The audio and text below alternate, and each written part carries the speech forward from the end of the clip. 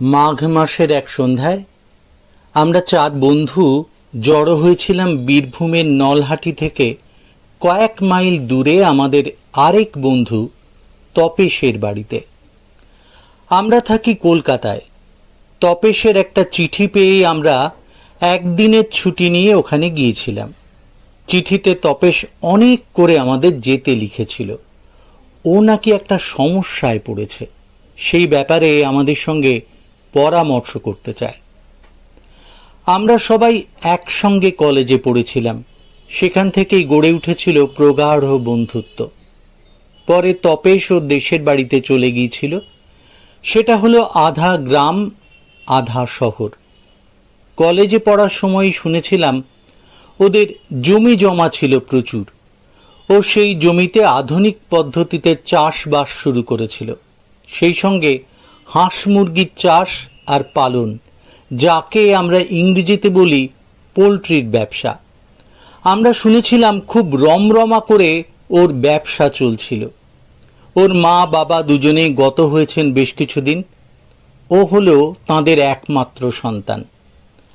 আমাদের চারজনের মধ্যে আমি এক বেসরকারি আপিসে চাকরি করি, মহিম এক স্কুলের অঙ্কের শিক্ষক, রাজেন এক খবরের কাগজের রিপোর্টার, সঙ্গে সাহিত্য চর্চা করে, আর দীনেশ একটা চালু ছাপাখানার মালিক।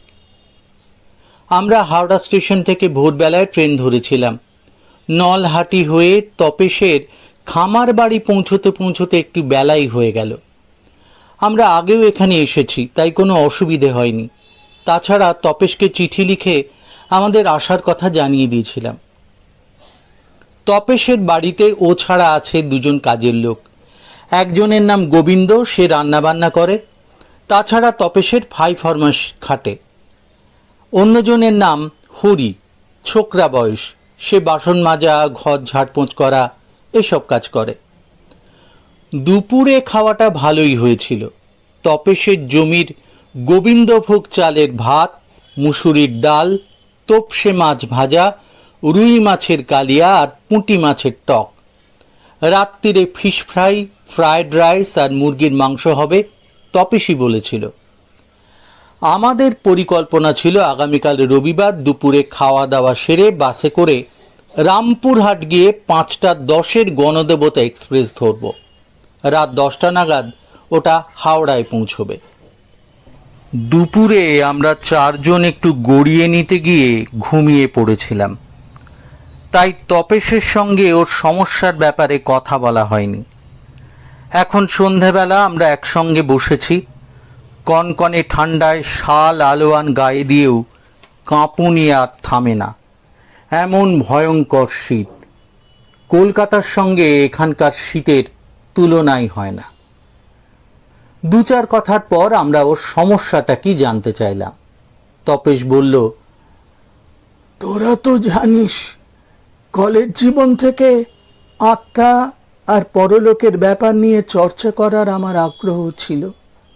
তোরা এসব বিশ্বাস করিস না, হাসাহাসি করতিস। আমি কিন্তু প্ল্যানচেট করে অনেকবার আত্মা এনেছি। তার মধ্যে কোনো বুজরুকি ছিল না। অন্ধকারে নয়, সন্ধ্যের পরে আমি আলো জ্বেলেই প্ল্যানচেটে বসেছি। একটা বড় গোল টেবিল জুড়ে থাকতো সাদা কাগজ, তার উপর একটা ছোট তেপায়া টেবিল, তার একধারে একটা গর্ত, যা দিয়ে একটা পেন্সিল ঢোকানো যায়। সেটা বড় টেবিলের সাদা কাগজে গিয়ে ঠেকত। আমি আরো দুজনকে সঙ্গে নিয়ে বসতাম। তাদের মধ্যে একজনকে হতে হবে মিডিয়াম। সবাই তা হতে পারে না। সাধারণত তুলা রাশি বা তুলা লগ্নের মানুষই ভালো মিডিয়াম হয়। আমরা ওই তেপায়া টেবিলের 3 দিকে তর্জনী ছুঁয়ে রাখতাম। পেন্সিলে কেউ হাত দিতাম না। আলো জ্বালা থাকতো, তাই কেউ যে চালাকি করবে তার উপায় ছিল না।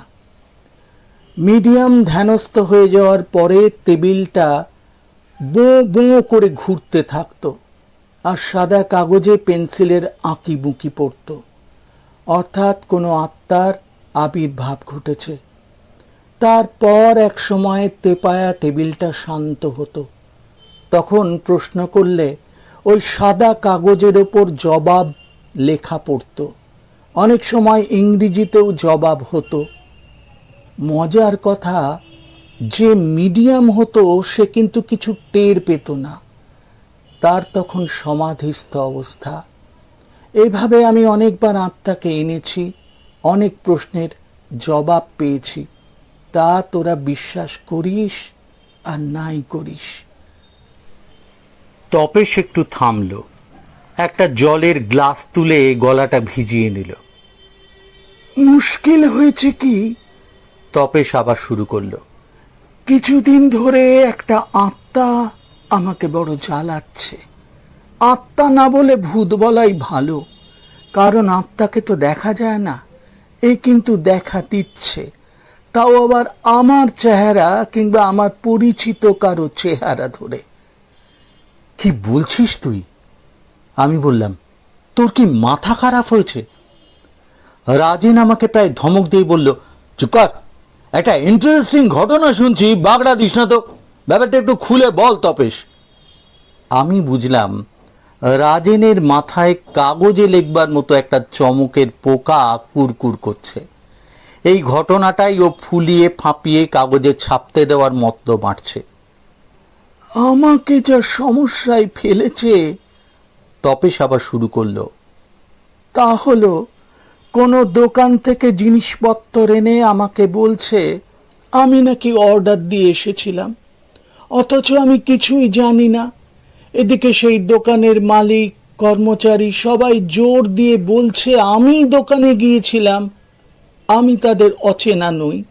শুধু তাই নয়, আমার চাষবাসের আর পোলট্রির লোকদের মাঝে মাঝে উল্টো পাল্টা হুকুম দিয়ে আমাকে খুব ঝামেলায় ফেলছে।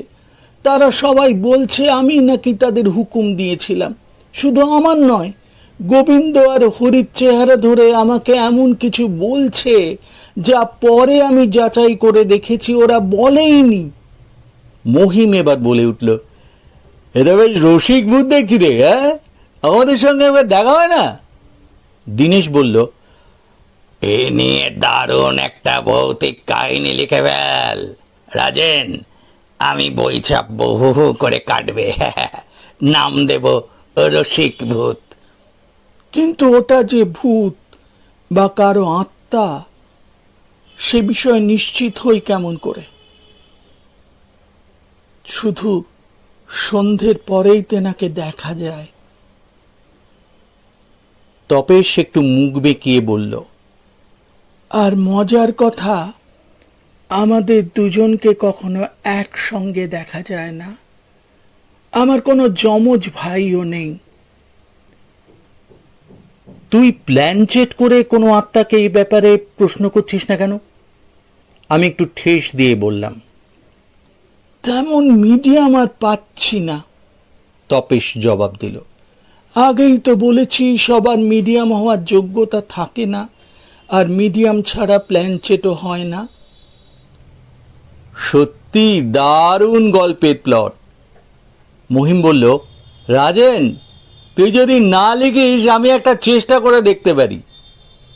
তোরা কিন্তু আমার সমস্যা নিয়ে মাথা ঘামাচ্ছিস না, তপেশ অনুযোগের সুরে বলল। তোদের এখানে আসতে বলার একমাত্র কারণ হলো এ ব্যাপারে তোদের সঙ্গে পরামর্শ করা। আর কারো সঙ্গে এ নিয়ে কথা বলতে গেলে আমার মাথা খারাপ হয়েছে ভাববে। আমার মাথায় একটা বুদ্ধি এলো। আমি বলে উঠলাম, আমার মনে হয় তোর সমস্যার একটা সমাধান আমি খুঁজে পেয়েছি। কি শুনি? তপেশ বেশ আগ্রহের সঙ্গে বলল, তুই ভূতটুতের কথা কাউকে বলবি না, সবাইকে বলে দে তোর মতো দেখতে আরেকজন তোর নাম করে এসব করে বেড়াচ্ছে, সে একজন জালিয়াত। তার থেকে তোকে আলাদা করার একটা উপায় হলো, পরিচিতদের সঙ্গে দেখা হলে প্রথমেই তুই বলবি রাম রাম। যে তা না বলবে সে হলো জাল তপেশ। সবাইকে এটা বোঝাতে হবে। তপেশ বলল, মানে ব্যাপারটা বুঝলাম না। আমি জবাব দেওয়ার আগেই মহিম বলে উঠল, আরে বুঝতে পারলি না? ভূত তো রাম নাম উচ্চারণ করতে পারে না, তাই। দারুণ আইডিয়া, রাজেন বলে উঠল। মোক্ষম চাল দিয়েছিস প্রশান্ত। প্রশান্ত আমার নাম। প্রশান্তর মাথাটা চিরকালই পরিষ্কার, শুধু অঙ্কের বেলায় নয়। মহিম বলল। সত্যি, এটা আমার মাথায় আসেনি। তপেশ বলল। ওকে অনেকটা চিন্তামুক্ত মনে হলো, একটা স্বস্তির নিঃশ্বাসও ফেলল। যাই দেখে আসি গোবিন্দর কত দেরি। ও ভেতরে চলে গেল। প্রায় সঙ্গে সঙ্গে ফিরে এসেও বলল, প্রায় ভাজা শুরু হয়েছে, বেশি দেরি হবে না, তোরা একটু বস, আমি একটা কাজ সেরে আসি। ও আবার ভেতরে চলে গেল। মিনিট খানেক পরে ফিরে এসে বলল, গোবিন্দ ফ্রাইড রাইস বানাচ্ছে, তারপর ফ্রাই ভাজবে, একটু দেরি হবে। সে কি? রাজেন বেশ অবাক হয়ে বলল, এইমাত্র তুই এসে বললি গোবিন্দ ফ্রাই ভাজছে, দেরি হবে না। আমি? তপেশ যেন আকাশ থেকে পড়ল, বলল, আমি তো এলাম। তারপরই ওর দু চোখ বড় বড় হলো। বুঝেছি, যে এসেছিল তোদের সঙ্গে একটু মশকরা করে গেল। আমরা হতভম্ব। সত্যি কথা বলতে কি, তপেশের বক্তব্যে আমরা তেমন গুরুত্ব দিইনি, পরিহাসের মতোই ব্যাপারটা হালকাভাবে নিয়েছিলাম। কিন্তু এই ঘটনায় আমরা যেন হতবুদ্ধি হয়ে গেলাম। সেই সঙ্গে একটা প্রশ্ন আমাদের মনে জাগল, সমস্ত ব্যাপারটা সাজানো নয় তো? আমাদের বোকা বানানোর জন্য এসবই তপেশের উর্বর মস্তিষ্কের পরিকল্পনাও হতে পারে। হয়তো মনে মনে খুব মজা পাচ্ছে। হরি এসে ঘরে ঢুকলো, তারপর বলল, দাদা, জায়গা হয়েছে, আপনারা আসুন। তপেশ ভুরু কুঁচকে বলল, এই তো 1 মিনিট আগে গোবিন্দ বলল ফ্রাই ভাজতে শুরু করেছে, এর মধ্যে সব ভাজা হয়ে গেল। হ্যাঁ বাবু, গোবিন্দই আমাকে বলতে বলল। ও ভেতরে চলে গেল। চল তবে। তপেশ আমাদের লক্ষ্য করে বলল, খাওয়াটা সেরেই নেওয়া যাক, তারপর আবার বসা যাবে। অনেকদিন পর তোদের সঙ্গে দেখা, আজ অনেক রাত পর্যন্ত গল্প করব। আমরা ভেতরে খাবার ঘরে গেলাম। একটা বড় ডাইনিং টেবিলের চারপাশে চেয়ার পাতা রয়েছে।